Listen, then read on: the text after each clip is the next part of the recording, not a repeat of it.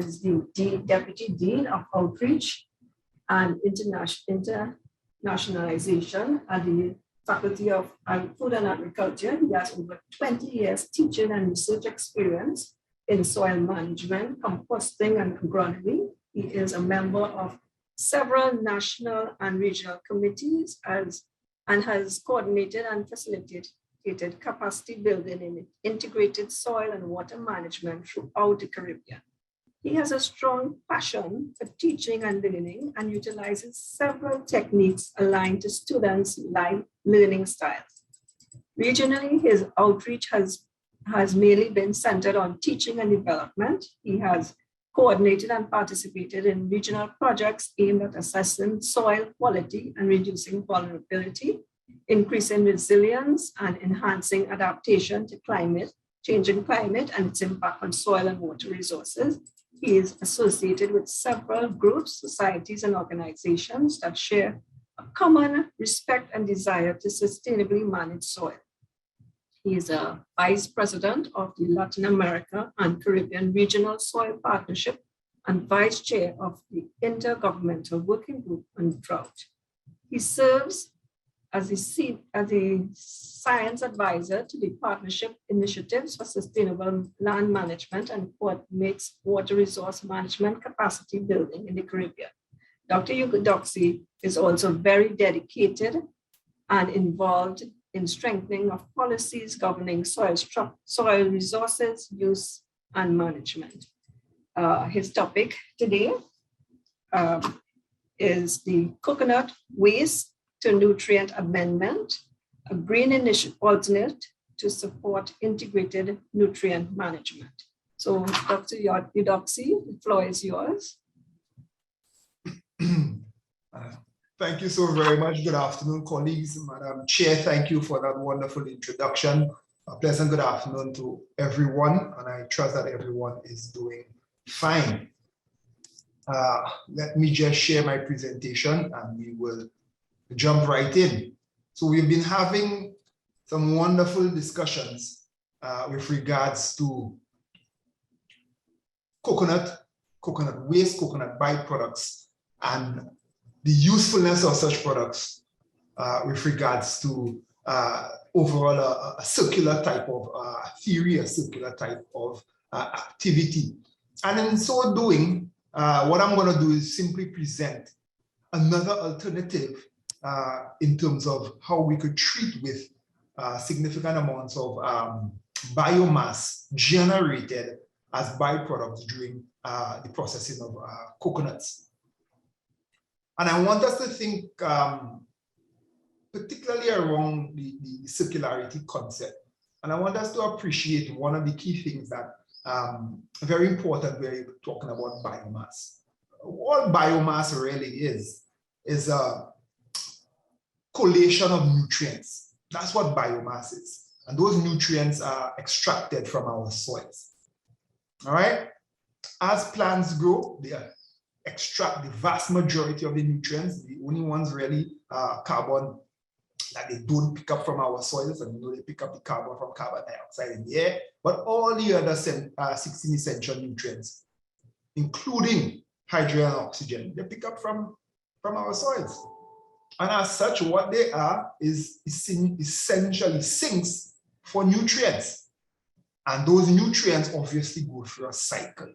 We use some of those nutrients, other organisms use those nutrients, and then generally we generate what we have termed waste. And we dispose of it obviously in an ill-advised or inefficient manner, thereby breaking that cycle and opening out, so to speak, our circularity or our circular phenomena.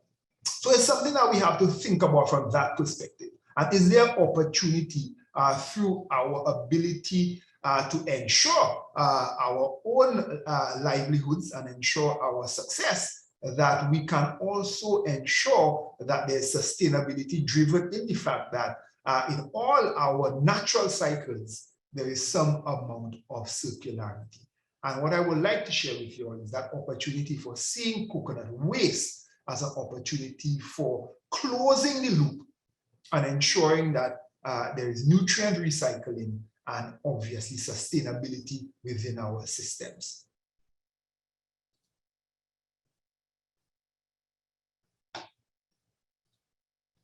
So I want to share with you all a little bit about the coconut industry. And again, while I'm going to use some data to support where I'm going, it's really from general anecdotal observational perspectives. I want to share a little bit about the properties of coconut waste, particularly with regards to if the intent or the anticipation is there to use coconut waste as a soil amendment, whether it be from a nutritive perspective or from a physical amending perspective. We have to understand its properties and how those properties may influence its ability to be used as such an amendment. And we saw that with many of the other presenters, even if they were looking at other engineering or physical characteristics of the coconut, the essence is that, or the coconut waste, the essence is that you have to understand its characteristics to determine how best it will function. I want to talk a little bit about when we're thinking about using it, because there are some misconceptions out there with regards to utilizing waste materials, particularly biodegradable waste materials. And sometimes we use that term biodegradable so loosely. It troubles me as well. So I want us to understand that not all biodegradable materials are readily usable to our soils and to our cropping systems. And as such, we have to appreciate the fact that there might be some need for some processing.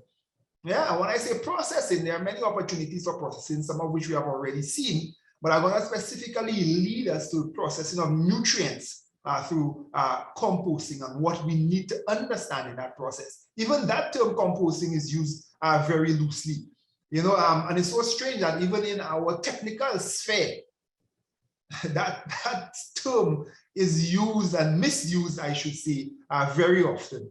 So I want to lastly touch a little bit about the importance, and even if you're going through a process of nutrient conservation and sequestration through composting, there's a need for us to also understand that as we're doing that processing, we have to appreciate the quality and maturity of the product, and hence how that quality and maturity may influence its final use. And I'll talk a little bit about the final use of the actual compost.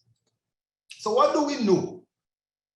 Some data, there you're seeing the sources of the data, shows a clear trend, and it shows that the benefits of the coconut. I remember reading a couple years ago, when I don't want to necessarily get into that argument, but when our developed countries recognize the significance of coconut oil, how they utilize marketing and advertising to sort of stymie the development of that industry, labeling the oil as very unhealthy, only in the more recent years for us to come back to recognize the importance and obviously health benefits of coconut oil. So we know that the coconut oil demand is increasing, but we recognize that generally the supply is decreasing. And we may ask ourselves why that is the case.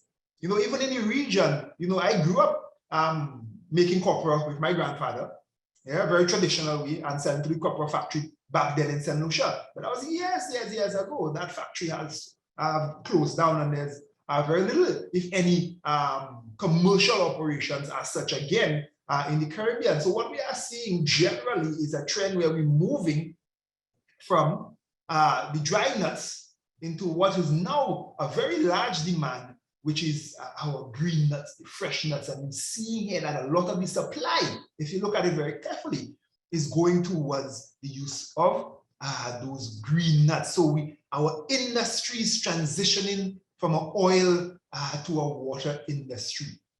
Even if there are small and micro enterprises that are engaging in unique products associated with virgin coconut oil and other types of products that arise out of that, globally there is a trend towards coconut water as a use for that particular nut. And we're seeing it, and obviously what that is generating tremendously is a lot of coconut waste. And we have to appreciate that, again, that waste may be a little different from that generated, particularly because it's green and it's fresh and it has a little higher moisture content. Differences in its characteristics may require us to get a better understanding. But at the end of the day, there is a significant amount of coconut waste, particularly shells from a fresh market produce that is now present for us and presents an opportunity for us to see how best we can utilize that particular waste. So there are many products and byproducts, and I'm sure I'll listen to a few of the presentations that we recognize that we can get from the coconut. So, you know, in terms of tropical crops, a number of our crops have that type of versatility, where nearly all parts of the actual plant has an opportunity to be commercialized. You know, and that is something that is truly remarkable and is certainly demonstrated by the coconut. So we know for a fact that multiple parts of that plant can be used in multiple different ways. But when we use the coconut for drinking, yeah, the young green coconuts for drinking, we know we leave back coconut shells. And the shells generally, the husk, including in these shells, meaning the fibrous part of it. Sometimes I guess they call it coconut coir, they call it, if it's very fine, they call it coconut pith. You know, if it's fibrous, if their leaf is very fibrous, they call it coconut fiber. But nonetheless, that remains the dominant part of the biomass of the coconuts that remains. And we have seen, and we will see shortly, ways in which, for instance, you can deal with it from sequestration or conservation aspects, such as the charcoal. But what I will tell you is that there are other opportunities that we can utilize for addressing and dealing with that waste. And the opportunity I want to share is an opportunity that does something that probably none of the other processes allow for. And that is to ensure you can have a continuation of that nutrient movement in our ecosystem. So by utilizing a process of composting, we can understand and we can see, or I will be able to demonstrate during this presentation, the opportunities for moving from a product which essentially is nutrient dense and showing how that product can be converted into a valuable amendment that can do many things, and we'll talk about that later. However, before we jump into trying to get a deeper understanding of the process by which we can actually compost those coconut byproducts, coconut industry byproducts, I wanted to make sure we all understand the characteristics of the materials that we are dealing with and why certain processes are required prior to us being able to utilize it in a conservative manner. Because, you know, you hear and you come across persons utilizing sometimes these types of products in manners that can be detrimental to their establishment and to their way of life. For instance, it is not advisable, even if shredded or anywhere like that, to use or apply the raw fibers to your soils. And there's key reasons for that. So one of the things I pulled out here from this particular article is approximate analysis. And those of you who are accustomed to dealing with animal feeds, you will be very understanding of what approximate analysis is. Approximate analysis tells us about the digestibility of feeds, meaning how much of the carbon in the material can the animal digest properly. We're talking about ruminant animals here. But it's also important for us in understanding things like composting. Because one of the things we have to understand is that the bacteria that similarly helps our ruminant animals in their rumen digest those materials also contribute as part of the natural biodiversity as part of that composting process. But those animals, those microbes require a certain amount of degradable carbon for them to do their business, for them to enjoy what they have to do, you know. And when we look at qua, you know, or fiber, as I said, my mind is the same, very similar in that regards. What I pulled out there was the low level of what we call hemicellulose. And why is hemicellulose important? Hemicellulose is important because it is the degradable part of the carbon that is required for composting to happen. So even if, for instance, I'll show you some other data, even if, for instance, the material may have enough carbon to allow for it to be degraded or composted, it must have a significant amount of degradable carbon, because not all carbon is degradable, as rightfully seen here by our more resistant fractions such as cellulose and lignin, particularly the lignaceous part, which is the fibrous part of that. And we know that obviously the husk and the core of the coconut shells, or the coconut, sorry, has tremendous amounts of fiber. And that is generally a combination of lignin and cellulose. So these are very hard to degrade. And I recall even in the last presentation, the fact that our doc was saying that, you know, they last so long, and that is why they last so long, because they are what we call recalcitrant. The carbon in there is extremely challenging to break down. So if we don't take that into account, we are already not going to be able to accomplish any sort of transitioning the material into something that is usable. And it is these same properties that restricts its use in a very natural sense. So that's why I could clearly tell you all that it's not advisable to mulch with those materials. It is not advisable to incorporate those raw materials into your fields, yeah, because they will create a problem. And I'll explain that problem in a little while. So here we're seeing another set of data, and I pull out that data for us to look at one important feature. So it shows the nutrient content of generally quark compared to some other material, but we will focus on the coconut. And it shows that coconut has roughly about 50% carbon, and that's the quark, the fibers. And that's absolutely correct. You know, I've analyzed it even for some of our local materials in Trinidad, and that's what you typically find. But it shows that it has a very low amount of nitrogen. So what does that translate to? It translates to something we call in the discipline a high carbon to nitrogen ratio. And it is that high carbon to nitrogen ratio plus the fact that there's small or very low amounts of degradable carbon that limits the use of coconut waste as a direct amendment into soils, even if it is processed. And when I say processed, I'm just speaking about physically chipped and shredded in that regards. It is not a waste. And that is very similar even for the dry coconut leaves, because the dry coconut leaves present a very similar set of characteristics and features as our coconut shells. So these types of materials we have to be a little concerned about from that perspective. Generally, they have C2N ratios anywhere between 125 to 150, 175. And that is in the realm of wood, yeah, and wood-like materials, you know, including things like wood chips and soda. Soda having probably a little bit over 200 to 1. What does that mean? What are the implications of that?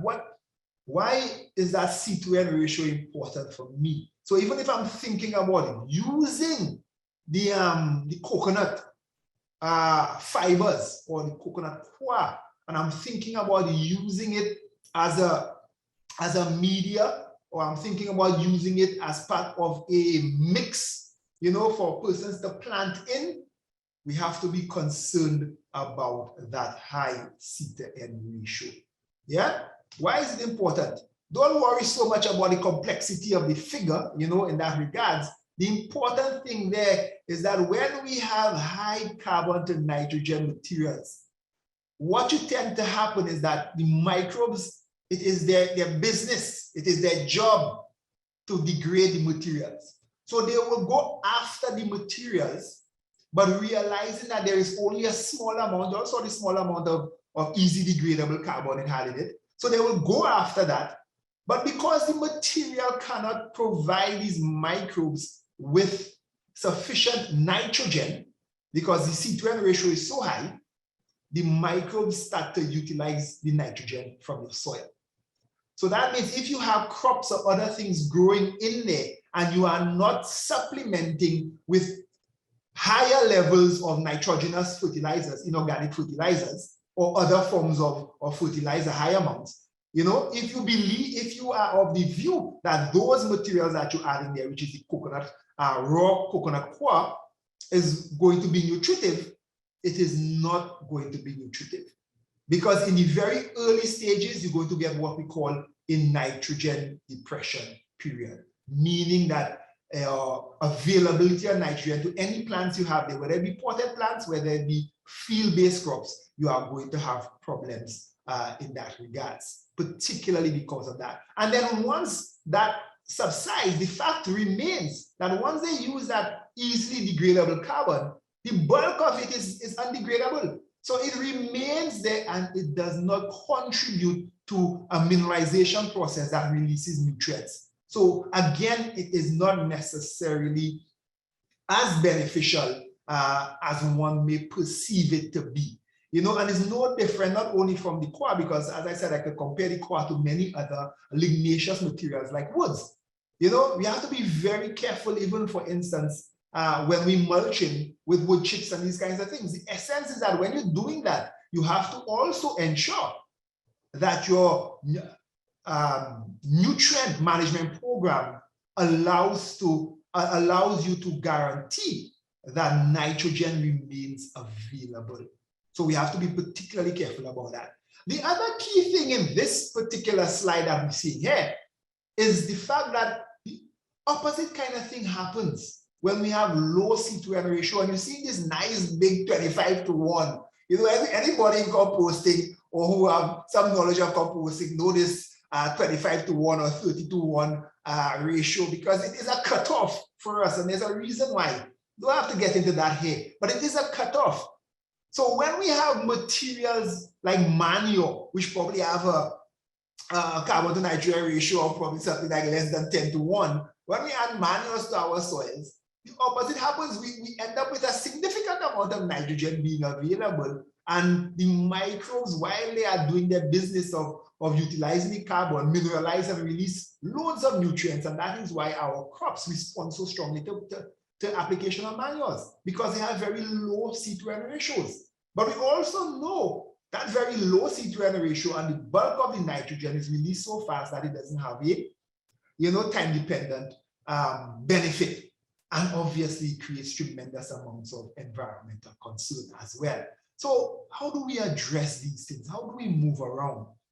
So there are options that are available for us. And we know, as I said, some of those processing options, we have seen some very useful ones, you know, from the biochar, the shells, from the fibers in use in industries, from the syngas that can be produced from the high biomass content and carbon content of those materials. We have seen lots of opportunities for utilizing our carbon biomass within our coconuts.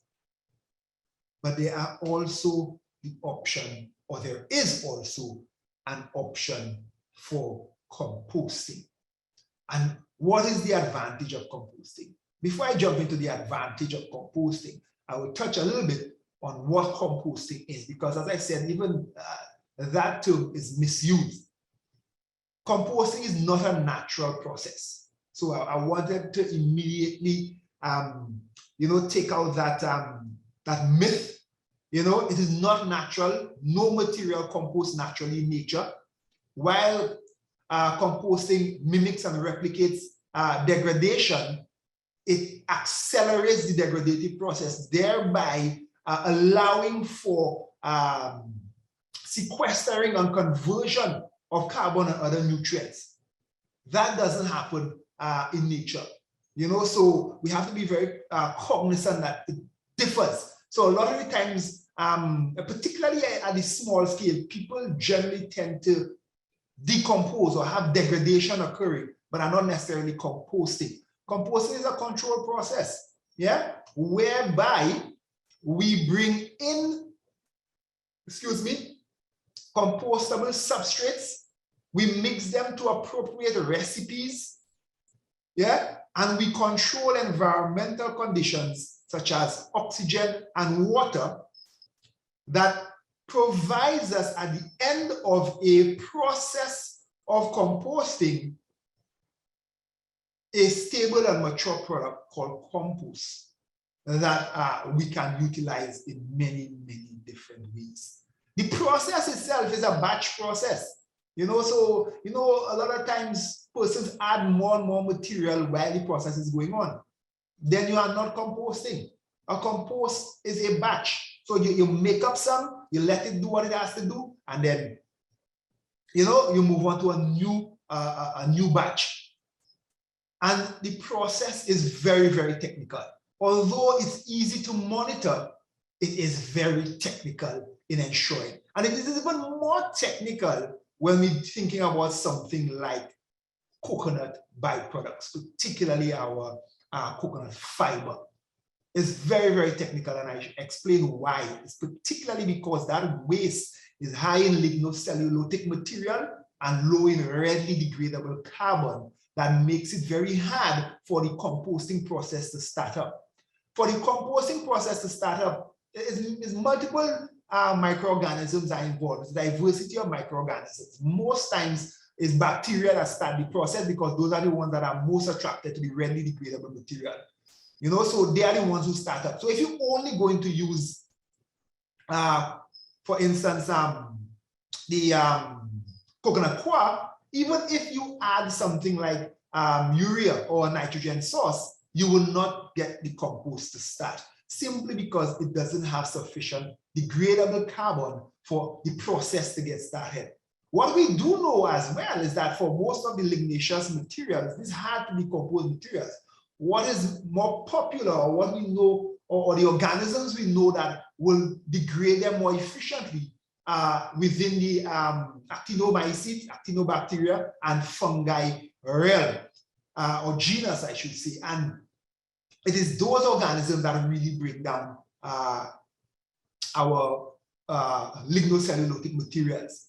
So for instance, in the East, what they tend to do is that they tend to inoculate the coconut coir. So they would have identified specific microorganisms, fungi, that they know are able to degrade and break down these lignocellulosic material. And in addition to supplementing the nitrogen source, they would inoculate their pile, meaning that they will take a broth or a concentrated solution of those microbes, those fungi, and spray it over or spread it on the pile, such that they will colonize. They will be the dominant species to colonize the pile and set up the decomposition and composting process. We have not gotten to that stage as yet. So the alternative to that would be that we will have to now supplement, or what we call, we will have to introduce co-composting substrates to present an opportunity for the process to take place. So co-composting really means that we need to find ingredients that complement each other, that will allow for the degradation of the primary material, or sorry, I shouldn't say degradation, the composting of the primary material that we are interested in.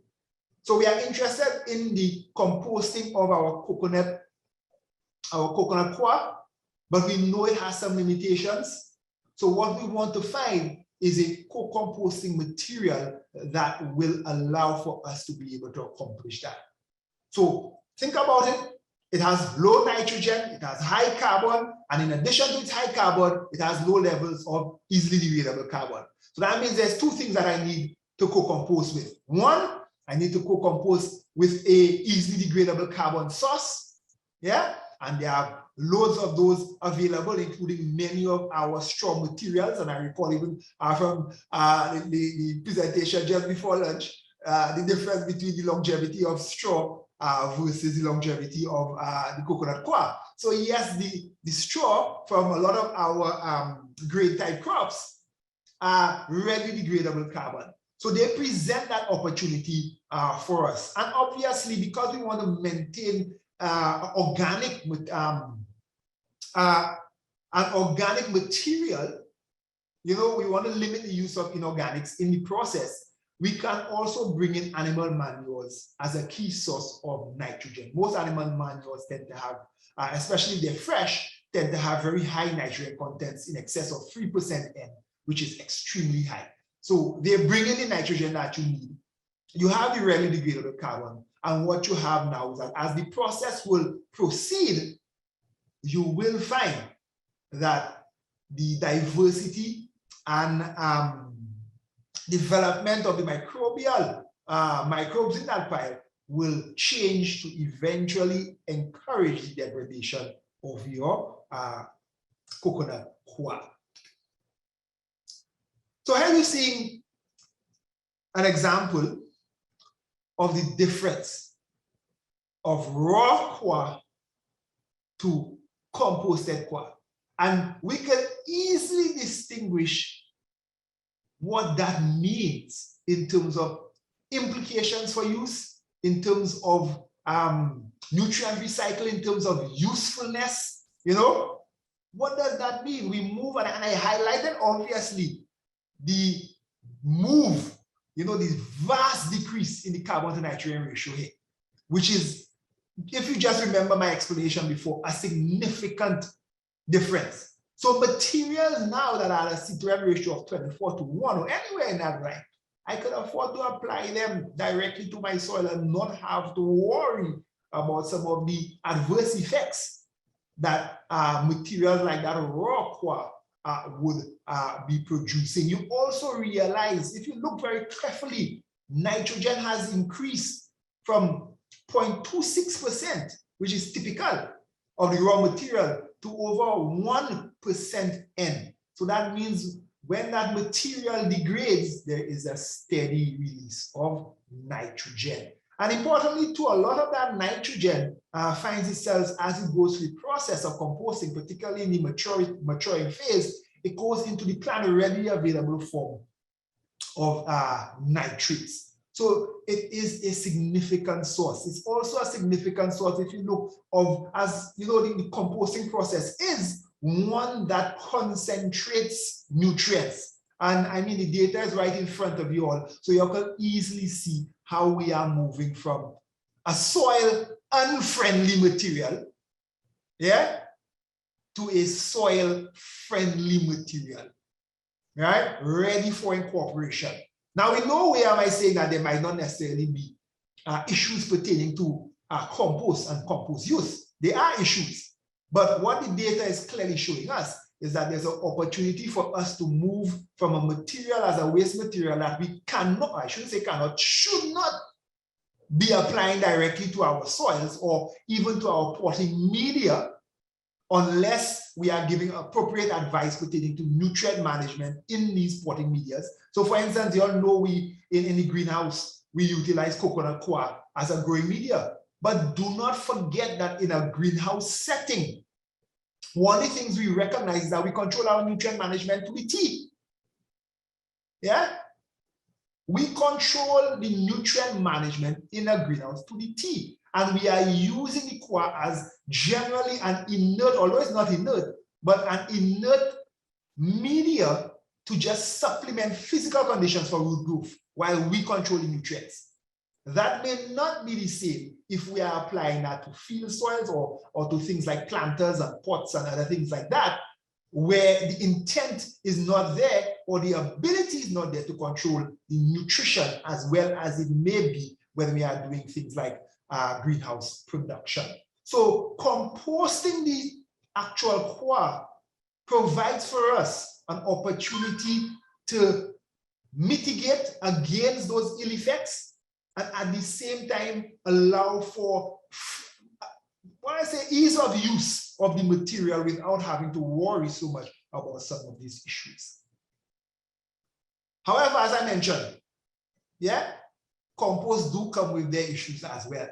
So one of the things we must do, and I am not sorry about having to use the brand. I'm not, I'm certainly not providing any endorsements for any brand, but I have this one here because it's by far probably one of the most globally recognized and used one of my practical maturity testing kits or processes for compost. But that's one of the things that we also have to recognize.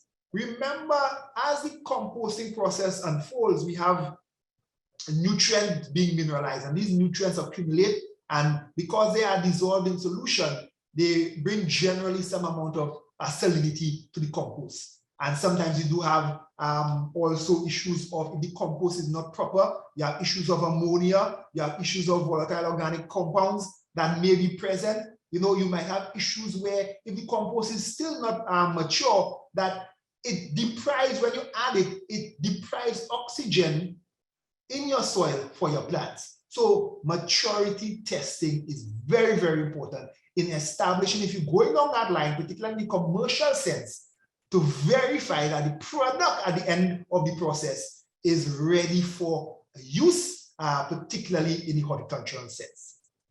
So, coming to wrap it up here, compost is soil's best friend. Yeah?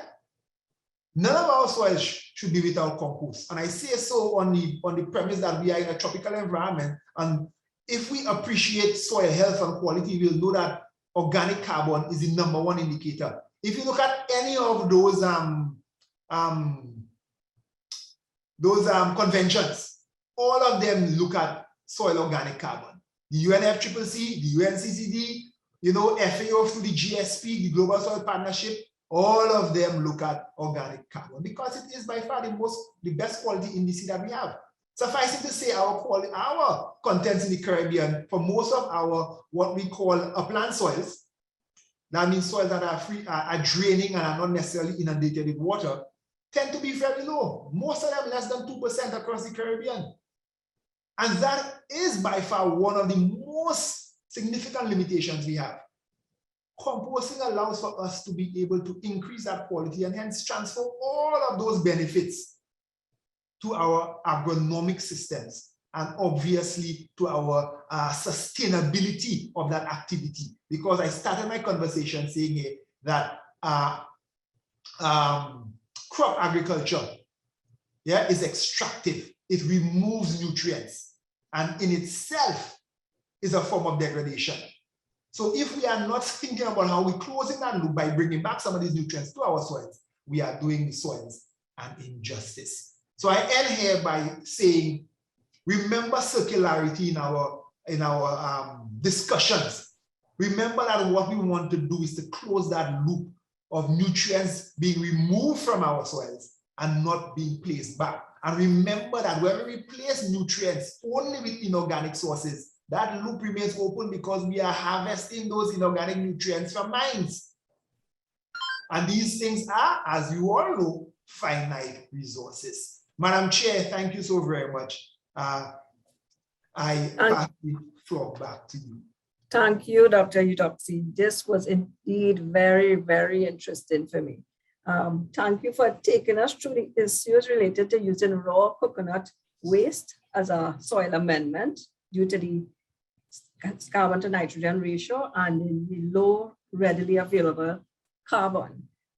Also, we were able to see that there is a process to follow, and the process would involve the correct introduction of the correct microorganisms and also the supplement with a nitrogen source. So there is a possibility of using it. And then finally, you actually showed us what was the difference between the raw and the composted core. So I think there are avenues for us, and it's good to be enlightened so that people don't think they can just put the core or the fiber into the soil and expect immediate results. So thank you very much for that presentation there.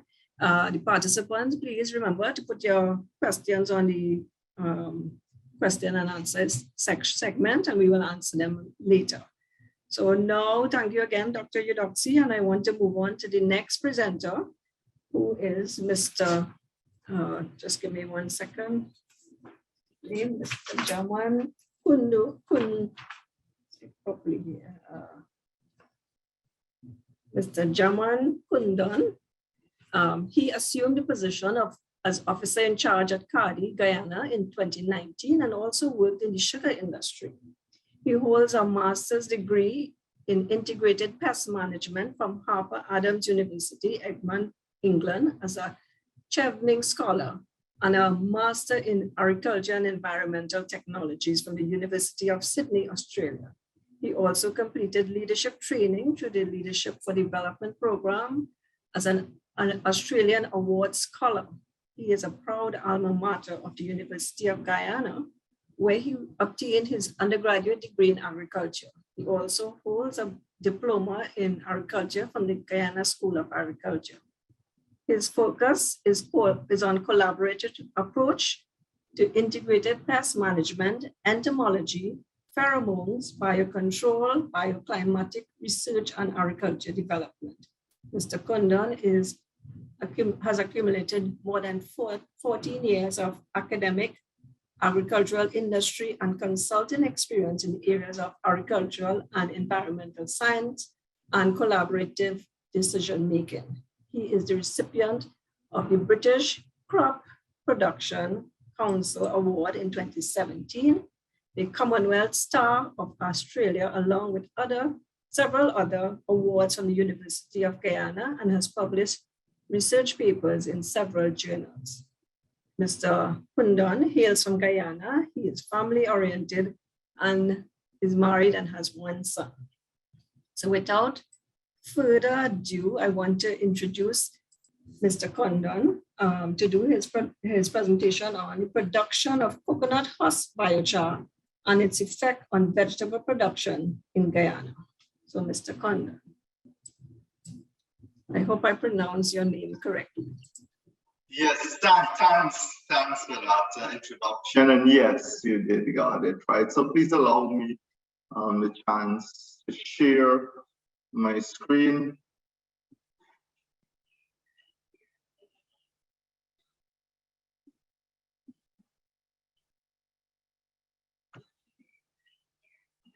Okay, so good afternoon, everyone. All protocols observed.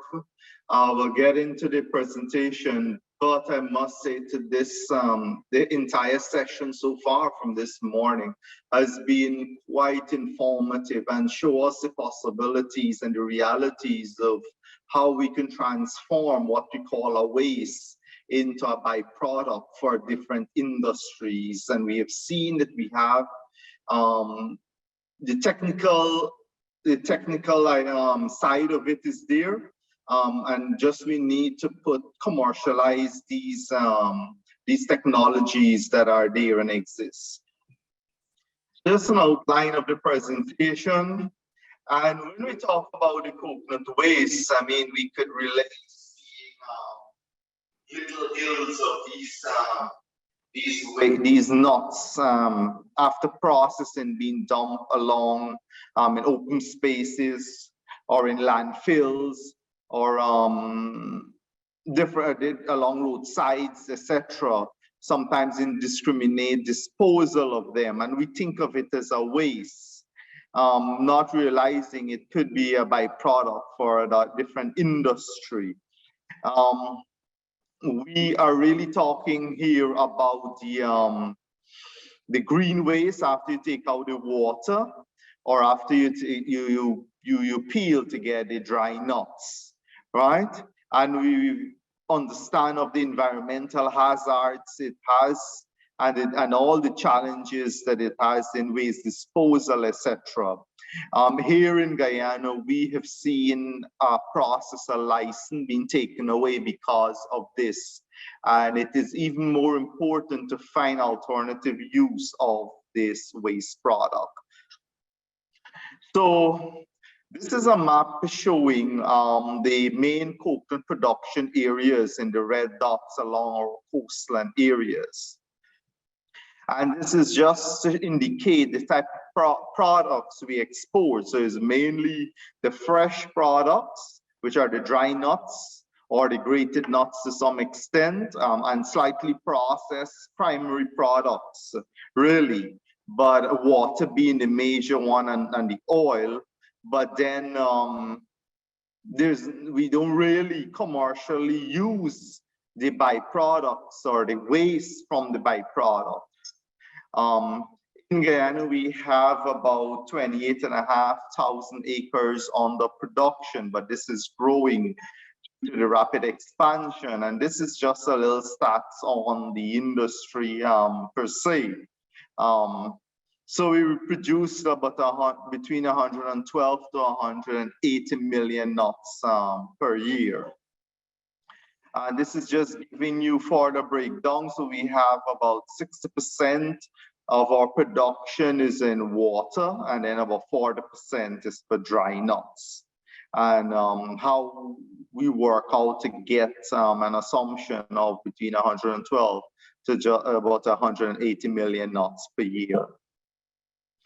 So making some assumptions here and taking into account what we know of the nuts, the husk, which is constitute about 52% of the weight, we are talking about 78,000 metric tons of husk or waste we produce annually.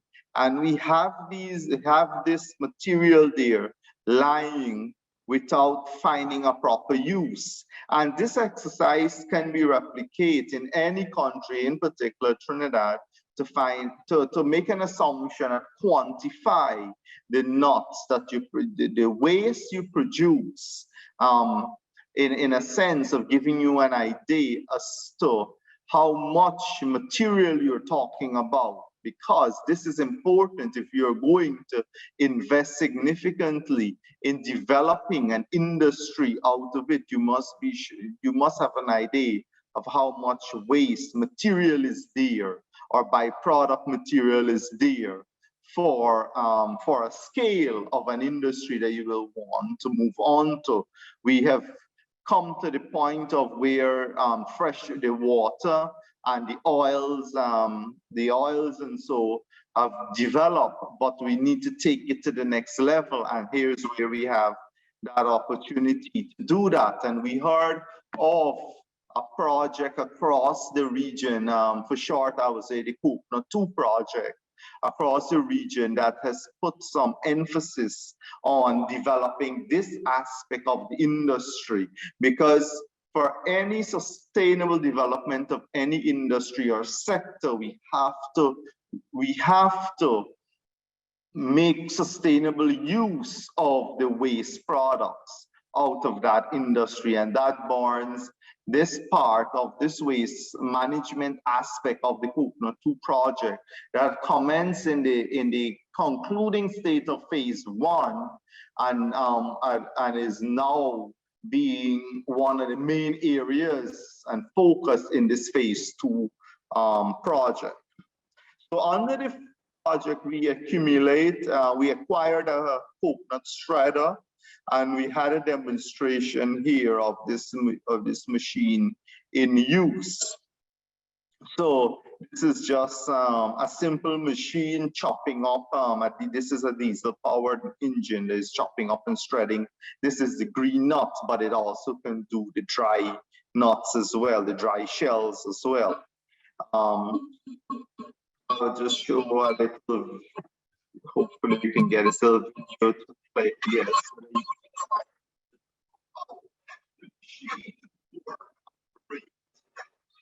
So a process,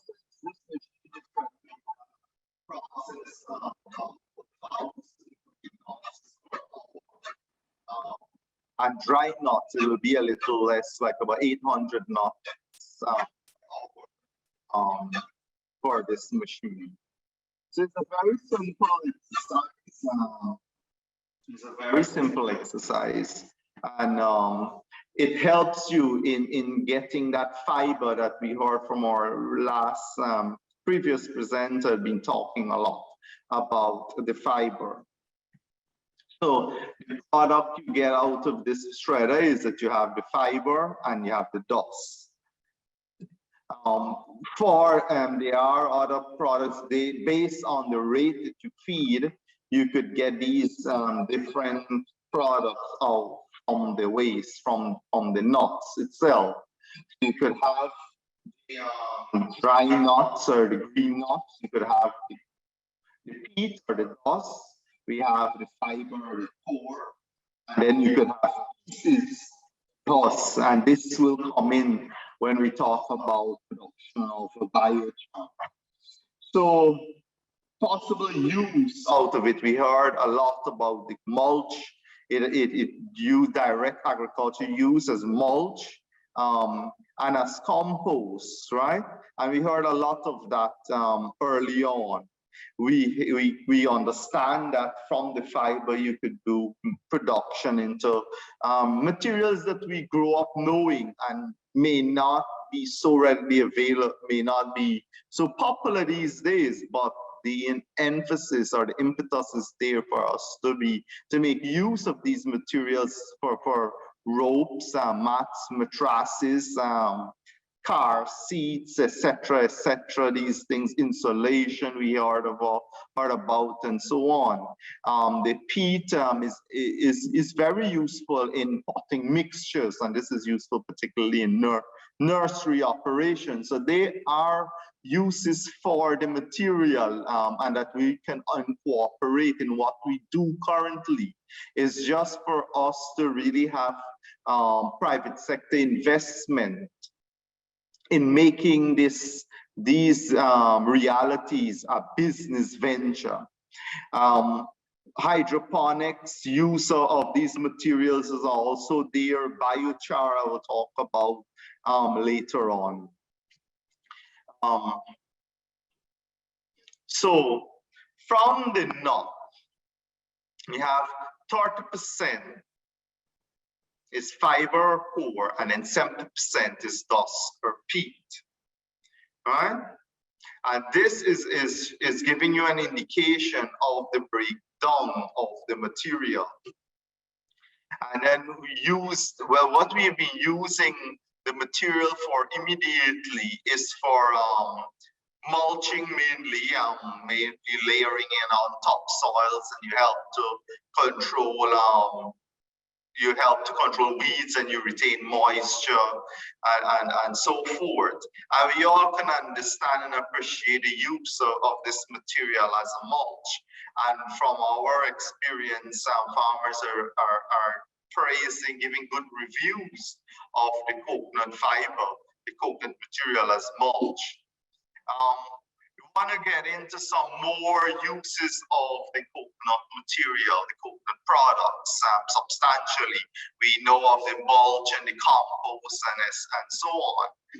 But we know we heard in this morning presentation about providing clean energy. I will not go into that because we heard of the process, but what I want to highlight from the production of clean energy from the coconut waste material, the nuts, the shells, whichever word you're comfortable to use, we can also get as an end product the biochar material, and this will have significant use. When you take out the energy, you can still use the waste material, or the end of the gasifier process. You have biochar that could be used as soil amendment. So that is just the point I want to highlight here. These systems could be very simple, and they could be very sophisticated. You have systems of these could small scale systems, and we have one at the University of Guyana where you could use that are providing energy to the campus. You could have small scale system for home use, or you could have large industrial factories, but the principles remain the same. So we've been talking, using about biochar. biochar and charcoal, the words are being used interchangeably, but it is in the process. If you don't control the burn or you don't control the process, you get charcoal, which, but in a more concentrated, controlled environment, you'll get the biochar, we'll see later on. But we are using it here in Guyana as amendment for the sandy soils. We have large parts of the country that has white, plain, sandy soils that are highly leached and they have zero water retention capacity. But there's a large swath of the country, and we need to find productive use of these soils. And here's where the biochar gives us a unique opportunity to capitalize on the use, give us a unique opportunity to capitalize on those sandy soils. So you will have, in the process, you have carbon sequestration happening, and that is an important part in climate change. And then you have to use the biochar for soil health benefits. Right? So when we're talking about the production of biochar from the coconut shells, we are doing it in deoxygenated conditions of temperatures ranging from 500 to 1,000 degrees Celsius, very high temperatures. And from 500 degrees Celsius, we are starting to remove the volatile gases that are in the material and the water, the moisture, and burning it, and you only remain with carbon at the end. And this is the dark black biochar we are talking about. These are some tests that we have done with the different versions of the nuts, from the whole nuts to partially shredded, and then we have gotten different results. What you may be interested in is to actually have an idea. So we have a small kiln here, where it's a cylindrical one, like a drum setup. This is when it's enclosed. Here you start it with a little bit of fire, and then it is inside here. At the top here has a valve that you shut off once it gets going. And this tubing here is a retort where it circulates the volatile gas, and those volatile gas given off will be used for the burn. So when you finish, you can see the fire coming through here with the heat, and then it's charring the material, and the gases giving off are being recirculated inside here to continue the burn. Here, you could use what we call the shell, and then you can call this is the husk part that you could get the biochar out of. We have a little more cylindrical unit that we use also for the production of the biochar. So the whole objective is to have a controlled burn in a deoxygenated environment where you trap as much as possible the heat that it generates and use those gases to complete the burn. So it takes about 24 hours to do a batch and for it to cool off, and then you continue with the next cycle. The charcoal comes about when you do not have a proper control burn, and then you have oxygen as part of the process.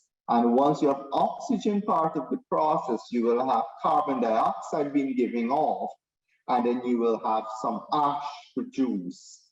So there is where the little difference is. So you have to be spot on in the burn or in the process.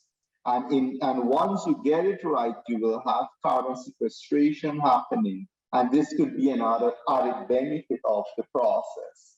So here's where we have Mr. Adams as this farm that is on the sandy areas that we are piloting and using, demonstrating the use of the biochar.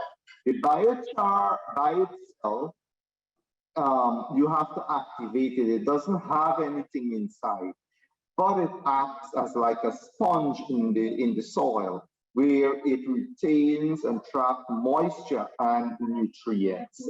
So you cannot take the biochar out of a kiln and directly put it into the soil and then see results. There's a process in activating this biochar for it to be used in agriculture. So in the process of activation, we have to ground up the biochar to about quarter-inch size material. And then we use it in a proportion of 1-to-1 ratio with, because of the sands that we are talking about that is highly rich, 0 water retention capacity and nutrients, we have to put in manure. In this case, we're using poultry manure. So as a 1-to-1 ratio, you're putting in this, making up this mixture. So we mix it, and it takes 3 days to activate. Wet it and cover it with a plastic. The next day we will come and turn it, wet it, and cover it. And we do that for 3 days. And by the end of that 3 days, we will get activated biochar. And then we apply it in Guyana. Here we worked out a ratio of 2 kg per meter square as the minimum rate to apply to your topsoil or the sandy soil, right? So here is where you can see the application of it. We have seen in a climate smart system, we have seen that the growth in this case, pepper, is on par with other regions of the country, like in the clay soils or the coastal areas. The point to note here is that we try to grow a similar crop of the same pepper without biochar and in the open, and there was zero survival of plants. Plants didn't make it past the seedling stage that we put on. So it is right there showing you that it indeed works as a soil amendment. And here is a practical example of the use as a soil amendment. They are, then you will go and use your other fertilizers and stuff like that that will help. In this growing medium, in beds, we have put in, we lay into a mulch plastic at the bottom, 1 foot down, mulch plastic, then put in the topsoil, and then put in the activated biochar, and then you continue your agriculture practices. So once you have sandy soils that are highly leached and cannot retain moisture, the biochar has proven to be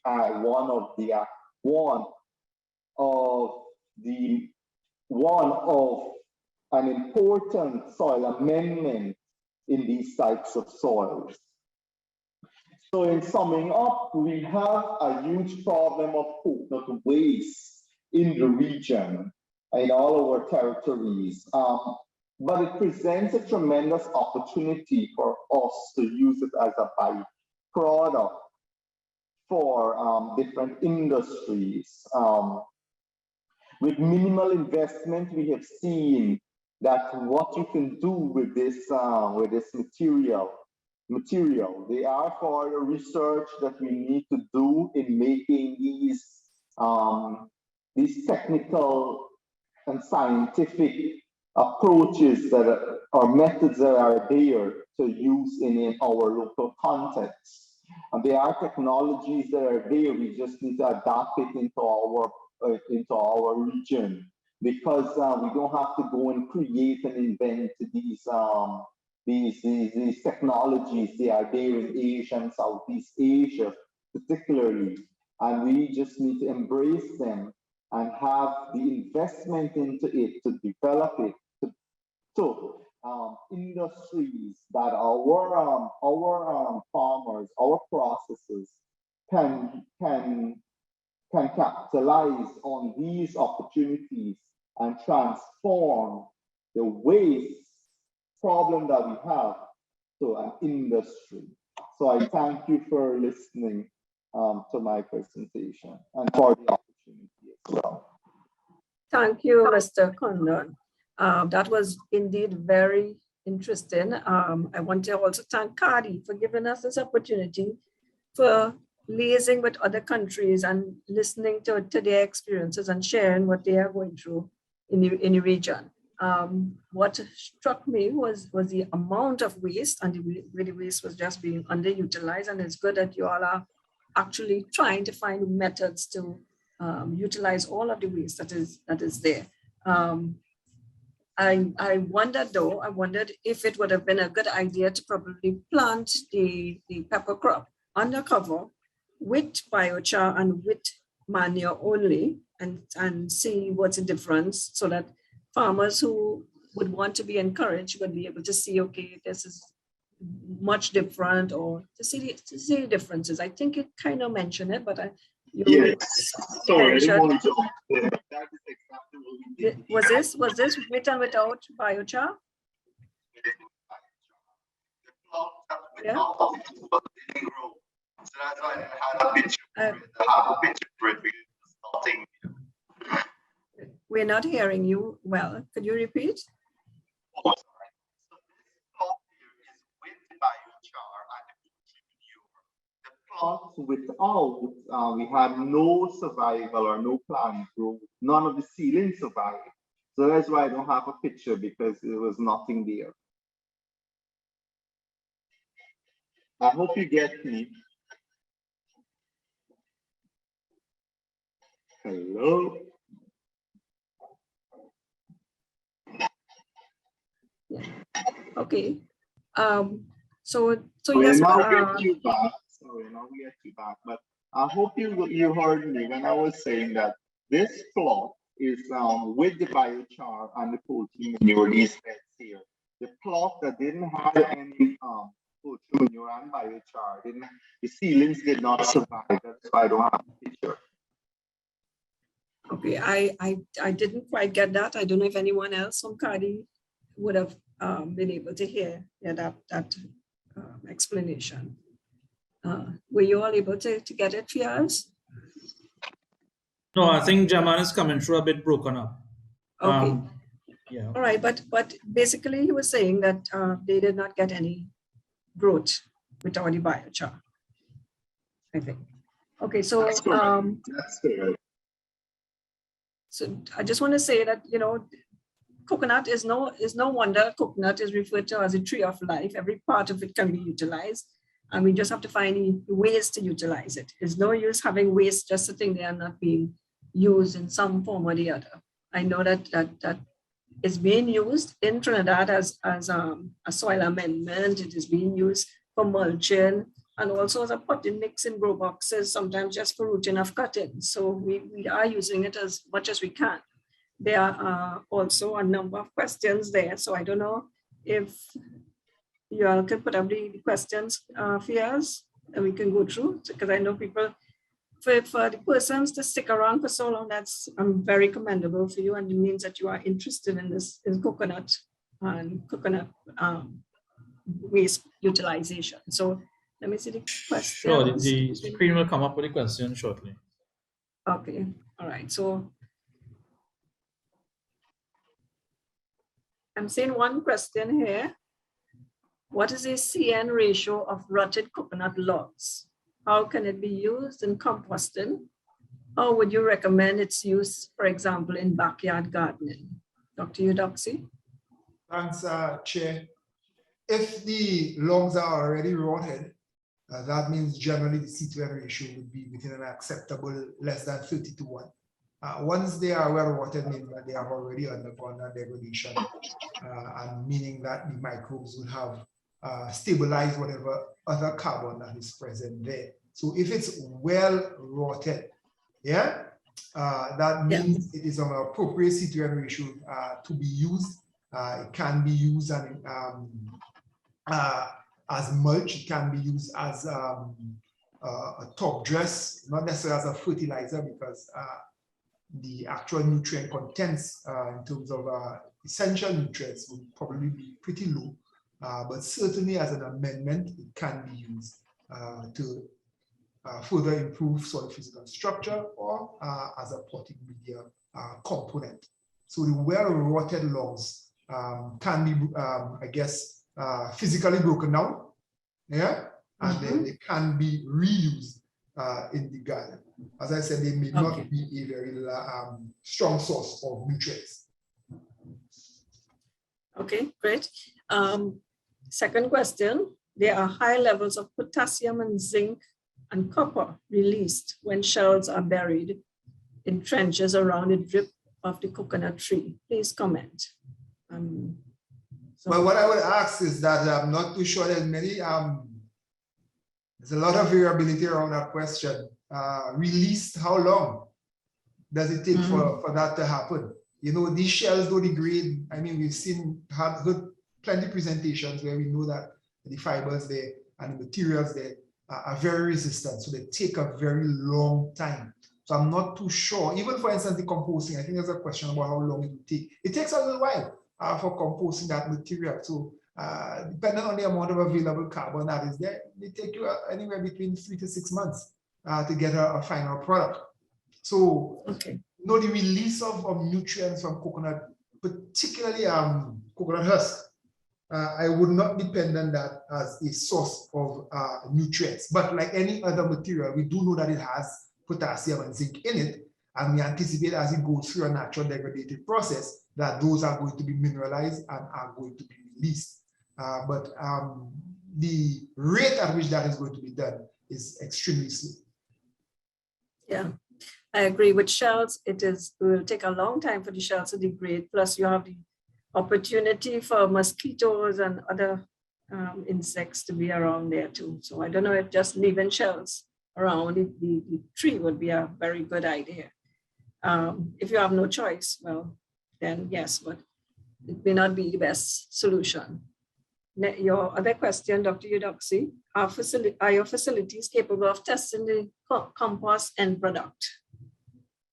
Actually, we can, but I will tell you off the bat, there are many commercial products. I showed you all probably the one that is most popular for composting, which is the Solvita maturity test. It measures 2 key parameters, one of stability, which is the carbon dioxide evolution, and low rates of carbon dioxide evolution means that the actual degradation of the material is coming to an equilibrium. And it also measures ammonia. What we do know in the composting process is that at the very beginning, the nitrogen is mineralized, and as it's mineralized, it's moving from proteins and other amino acids into an inorganic form, which is ammonia. But as the process continues, we have a lot of nitrifying bacteria that convert the ammonia to nitrate. So if you are finding high levels of ammonia in your compost, that means it has not reached a final stage. So that is a good indicator that is not there. The other thing that is by far probably even more significant than a commercial test like Solvita is that you could do what we call a plant bioassay.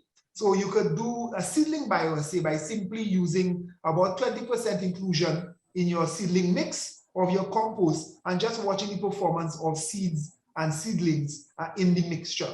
And if you see that it has an adverse effect, that means most likely the product requires either some more time, or we have to then go and do some further laboratory tests to understand where that phytotoxicity may be coming from. And likely with most compost, once you have gotten to that point where your temperature tells you that the compost is stable, the likely phytotoxic factor is always salinity, and that you could always adjust by dilution. Okay, so I think this question really related to if you all could test it for them. Because well, as I was telling them, we can test for it, but most times you don't need a commercial lab to test for that. And that's the nice thing about it.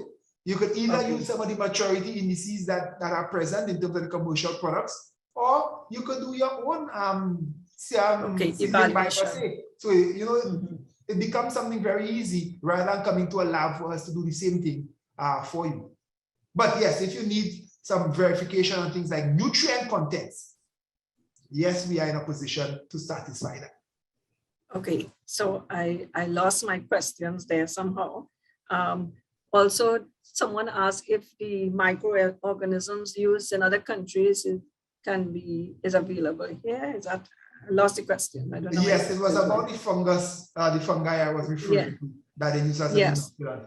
And at present, no, we do not have those because we have not moved in that direction pertaining to identifying some of those, and most times those are indigenous, meaning that, you know, it will be one that you recognize. You know, generally in a pile of coconuts, you will find some microbes degrading it, and likely it is from that they would have generated a particular strain and then multiplied it to form an inoculant.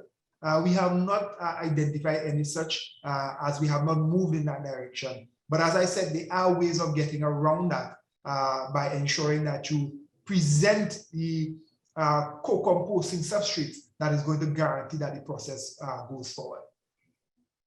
Right.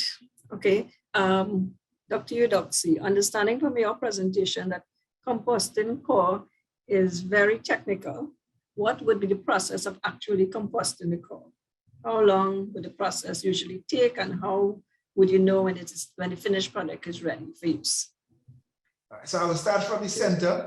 It will normally take anywhere between, as I said, 3 and 6 months, depending on, it really depends on the size of the pile that you have. The larger the pile, the longer it normally takes for it to mature, because there's just more available, there's more carbon there. So it takes longer for the microbes to break down all the carbon that is available. The finished product, you really want to guarantee that by doing some level of quality testing, maturity testing. You know, as I was explaining, either the Solvita test or as well the bioassays, you know, and you could do that very easily with a few cells in a seedling tray, just to verify that the product doesn't have a phytotoxic effect on seedlings. And if it is phytotoxic to seedlings, you know, you're in some trouble. So the essence is that if it's not phytotoxic to seedlings, highly unlikely to be phytotoxic to any plants that you may have. How would you go about doing the process? Well, I did say that what you want to have is your core and some composting substrates. The good substrates that are available, you can get significant amounts of degradable carbon from any of the agricultural produce that we have. Any of those herbaceous crops, solanaceous, eggplant, okra, any one of those, the stocks of all of those are highly degradable in terms of carbon content. Or you could use straw from corn, from rice, any one of those stocks or straw. Accordingly, they give you good degradable carbon. And then you need a nitrogen source, you know, a good nitrogen source, any of the manures, which we have plenty of around the Caribbean. I mean, Trinidad, we know that we have significant amounts of chicken manure, and we're always looking for ways to deal with that chicken manure. So certainly there's an opportunity from that perspective. You would want to understand the ratio, and the ratio requires some amount that makes your recipe require some amount of testing. So it really depends on the substrates you choose to, I shouldn't say you choose, the substrates you have access to, will help you determine the actual ratio of mixing them. So that's the only one that I cannot be specific about. Okay. So I was given 10 minutes to finish the question sections for each presenter. So we have one more question. I'm not sure if it is your question or it's a question for the engineering division. Thinking out of the box, is there a possibility of grinding the shell into a powder form to make cement? Yes, I think that is probably better aimed at our colleagues from engineering, those who may be looking at it from other non-nutrient-based perspectives. Yeah. So I'm not sure if Dr. Eudoxie, if you can take this, but if any of the other participants who were presenting before wanted to say something, they can for a few minutes, 2 minutes, 1 minute. No takers. Okay. Okay, so we can move on to the questions for Mr. Kundun. And you can say if you still want to make a comment on that last point, you can if we have time. Right. Okay. So questions from Mr. Kundun. What is the cost of that shredder used in Guyana and how? Hello. Yes, Mr. Kundun. Yes. What is the cost of the shredder used in Guyana and how does one purchase that coconut shredder? Okay, so this machine costs us 5,000 US to land in country. This manufacturer was out of Brazil, and our headquarters right in Trinidad they did the purchase. So they didn't only buy this one, they bought more. They bought several others, and you can tailor it to your use. So, but what I will say is that the machine, right, will be dependent on the amount you want to process and the scale, because these shredders come with other attachment that it could actually send the fiber into a drum and it separates the fiber and the dust and all of that. So the price will vary, but what I will say is that India is a good place where you could have a variety of these types of machines, based on the purpose, that you want to use it for too, and how much you want to mechanicalize the process at the same right. So the next question is the nutrients content. What was the nutrient content of the activated carbon biochar? We did not. We have the samples, but the tests we haven't done the tests yet because of COVID and the labs locally not available. And I don't know if they have the full capacity to do the testing here. If it can be done, then we will have to send it out. The other question, I think I should wait for the questions to be answered, or I could just jump ahead and answer them based on the. No, I think, Mr. Kundun, if you can just answer them, because whenever I put my mic on, we are not hearing you well. So you just keep answering, I think, each question as you go along. Oh, great, brilliant, thanks. Yes. So yes, any sort of manure you can use, if it's cow manure. Poultry manure happen to be available in that area, the sandy areas, because there are a lot of chicken grow rare there. So any sort of manure, organic material you have, it can be used. It's not only restricted to this, to the chicken manure. And in a way, you're finding use for chicken manure because it's one of the difficult manure to use, because you have to allow it to decompose and all of that. But I must say that this mixture as an amendment is more suitable for sandy soils. It's not going to work so best in heavy clay soils. It's really sandy soils you will get this kind of results from. Okay, someone is asking for the process of the biochar. They missed it. I hope the person is still on the Zoom. But it is a simple process. Any material, any organic material you make biochar with. You can use wood. You could use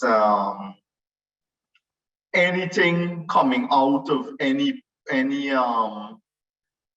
organic material. In this case, we're talking about the coconut shell. You could use any sort of shells from different plants and trees and that kind of thing. So the shells, you chop up the shells. You don't put them in the whole knot. You don't put in the whole knot just like that. You don't put in, when you peel a dry coconut, you don't put in that shell that comes out just like that. You want to to chop it up a little, increase the surface area, and you could have more material put into for a session or in the kiln. So you put in a deoxygenated environment condition. You put in the material. You ignite by starting it by igniting a little bit of fire to get the process going.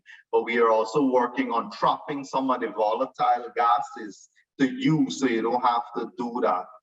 And then in the control burn for 24 hours, the process, you control burn the material and the volatiles that give off from it inside it, and the moisture that gives off.